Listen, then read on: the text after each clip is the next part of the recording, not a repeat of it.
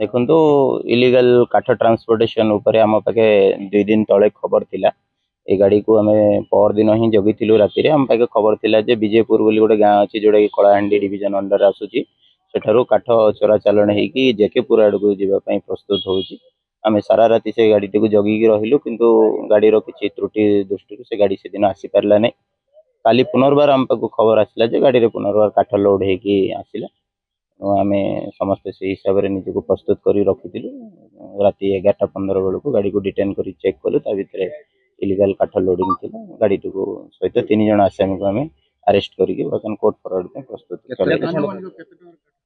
अनुमानिक 50,000 ରୁ 60,000 टंकार काठ हम बजार मूल्य हिसाब से 81 पीस स्लीपर शाल स्लीपर लोडेड हो।